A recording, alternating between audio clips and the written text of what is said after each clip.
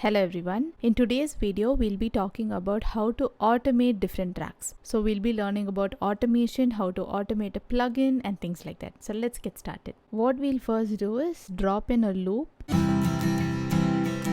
We'll add this guitar loop here. Let me talk about what automation is first. Automation is something that you can set, you can set levels on your own. I'll just talk to you how I do that in Logic. The first thing is we need to click this icon that is on top, okay? So either you click that or you can click the letter A in your keyboard. Let me first talk about volume automation. So say for example, you want the intro to be softer and then you want the volume of this guitar track to gradually increase, all right? All you need to do is click that line. You can probably go down till whichever sound you want to. For example, I keep it here. It's very soft, right? Now what I do is I click here, put it on top. Now when you play, did you see that? The volume slowly rised. So it rose from -23 till +2 dB, alright? This is a general way of how to automate things, alright? Now what we'll do, we'll try to automate something else, alright? Let me remove this by clicking delete. Click the points and you hit delete and that will get deleted, alright? Click A again. When you go to the inspector window, we'll add a bus track. And we'll name the bus track as reverb. Alright, now what I'm gonna do in this reverb, I'm gonna add some reverb. Let's add chroma verb. Okay, let me increase the decay a little bit. Now, let me increase the reverb now, and now you can hear the reverb like it's dying out. Yeah.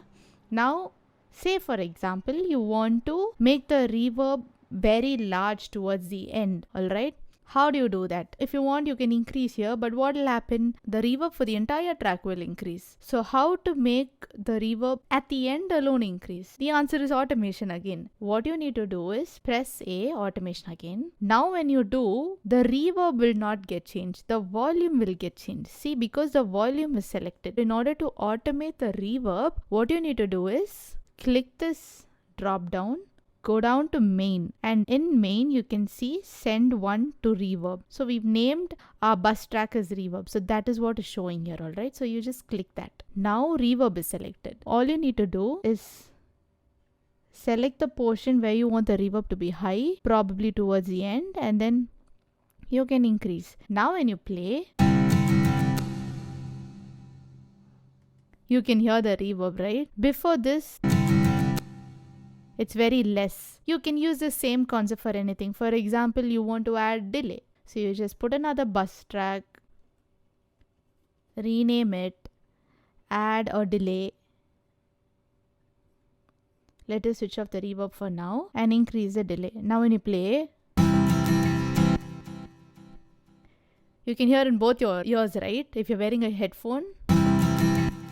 Yeah. Say for example, again, you want in the end alone for it to be giving the delay effect a lot more. Same thing. All you need to do is go here. The reverb channel is selected now, right? But we need the delay channel. So go to main, go down to delay and select that. Now just select whichever portion you want the delay to last and then you can just play.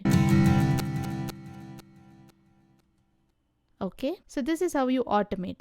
So similarly, if you want to put some plugin in the channel strip itself, like for example, let us put an EQ. But again, there's a bunch of things that you can do in EQ. Now reverb, the way we automate it, just brings the level up or brings the level down. We did that automation. But what if I want to automate this low pass filter? How do I do that? I just want to automate this portion alone. Well, that's a little tricky. What you need to do is go down to this track, go to channel EQ, and there's a lot of parameters here that you can EQ. Okay, for example, now let us search for low cut on and off. Okay, now let me select low cut on and off, which means this will be switched on when I want it to be switched on, and then it'll turn off. Okay, now let us try doing that. Now I've selected that. Now when I click, now it's on. Now I want to switch it off here. I just bring it down. Now it's off, because there are only two commands for on and off. One is on, one is off, right? So now it's off. And then in the end you want it to switch back on, you increase it. That's all. Now let me show you this. Okay, now it's here, right? Now let us play.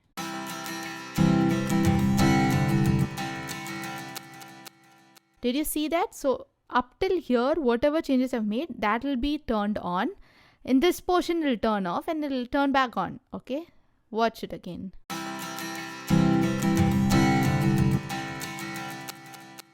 Okay, so that is another way how you automate plugins. Now, say for example, I want to automate this EQ opening up from the higher end up till fully. Okay, so like that I wanted to automate. That is possible too. So go here, go to channel EQ, low cut frequency. It's showing 12,200 hertz. Let's see where the pointer is. 10k is here, so around 12k. It should be around 12k, right? So this is correct. The operation that we've clicked is correct. Now what I'll do, I'll click this, I'll click here, and then I'll move it here.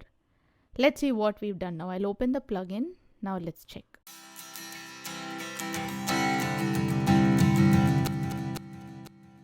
What we wanted to do, that is achieved here, right? All I did was search for the right operation. I went here and there are loads of operations because there are loads of things that can be done in this plugin. So I clicked here and selected which one I wanted to do. So once I chose that, I first checked where the level is already at. It was at 12,000 hertz. Then I was searching where 12,000 was. When I obviously reduce, the band will become wider.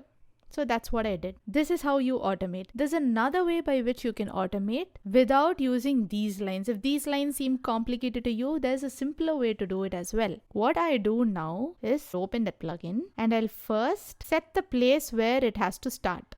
So like I said, I wanted it to start around here. Now what I do is go down here to this small sign that says read. All right. I click that and I choose touch. Okay.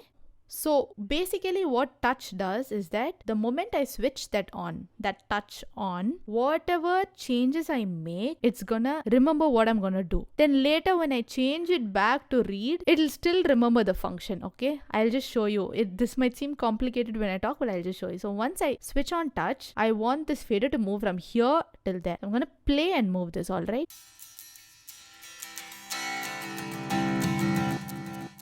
Alright, now I finished. Now what I'm going to do, I'm going to go back to touch, change it to read. Now when I play,